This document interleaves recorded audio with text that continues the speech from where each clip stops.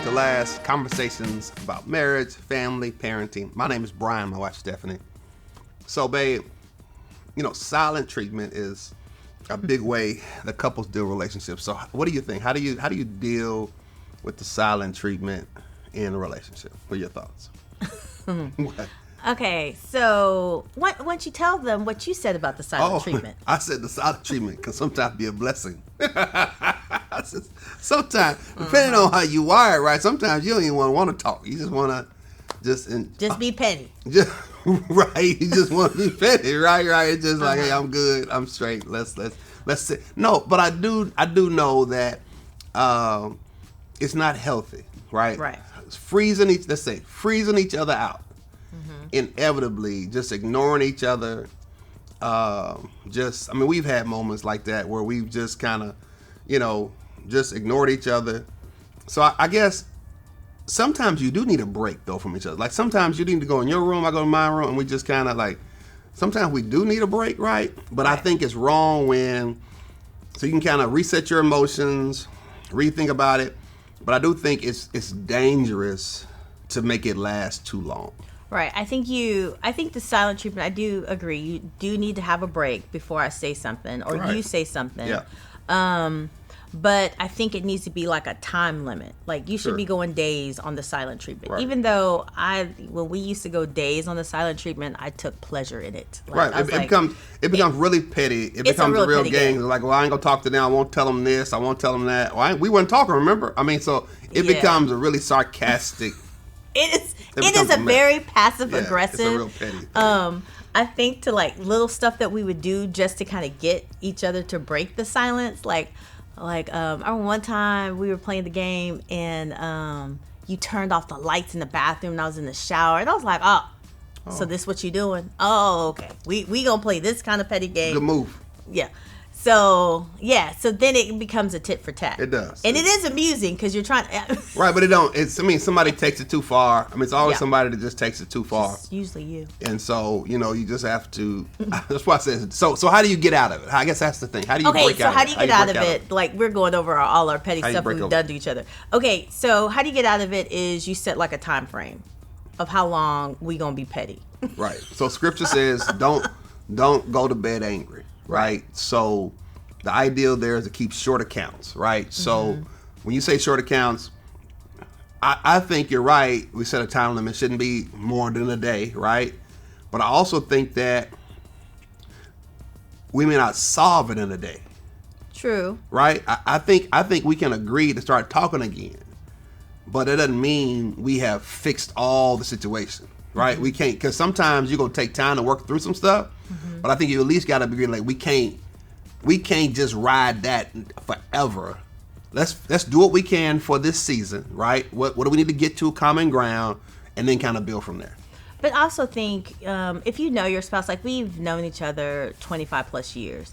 So in the beginning of our marriage and relationship, I didn't know how petty you could be. Oh, thank you. Yeah.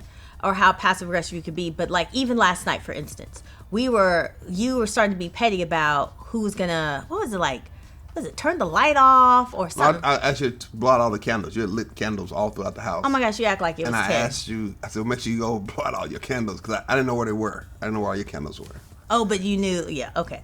So then the pettiness came in because then I'm like, you know what? I have to go lock all the doors, make sure all the doors are locked. I told you the doors were already locked. No, you didn't. I just didn't know where all the candles I have to let the dog out one more last time. No. So then we get in the back and the forth of a tit for tat. So then when I realized like, oh, okay, he's tired.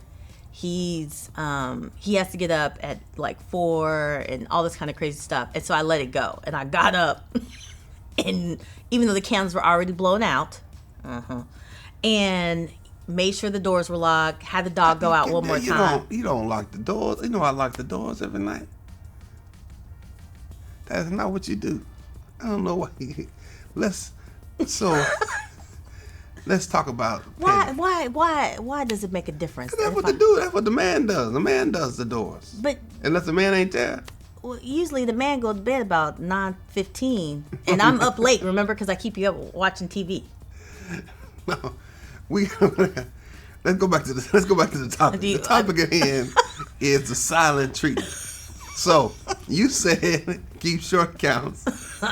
I think sometimes you need a break, right? I think sometimes you need a break. I think that's helpful for getting out of the silent treatment. I think that's a man answer right there. Sometimes because the woman we want to discuss. Right, but if it gets too wound up and it just keep winding and winding up, you know what I mean? Sometimes you just need it needs a break. You just need let's bring all that down and then let's start over. Yes, so I gave you a break and I went and got up and turned the stuff off, came back in, and that was it. And then turned on my side. Well, man, you know what? I don't appreciate that. But I will say this, that the silent treatment is dangerous in your relationship. And you got to figure out how to keep short accounts. You got to figure out how not to hold it forever, how to talk about it, right? How to take a break, how to figure out what's the common ground. You may not fix everything every single time. Those are just some advice. So listen, what about y'all? What do y'all think? What are keys to dealing with or really overcoming the silent treatment? Can I be honest too, right? The silent treatment also is really immature.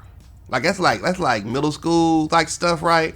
But for some reason, some of us when we get married, we keep that middle school stuff up, right?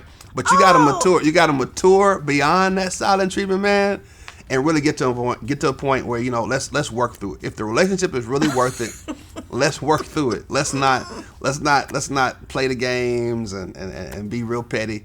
Let's get beyond the pettiness and move to conversations, move to building relationships, move toward healthy relationships, move to a healthy conversation. Man, thank y'all for watching. Made to Last. He is the king of thank pettiness. Y'all for watching. Thank y'all for watching Made to Last. You can like, share, comment. How do you overcome the silent treatment in your relationship? Come on, let's hear from you. Thanks for watching Made to Last.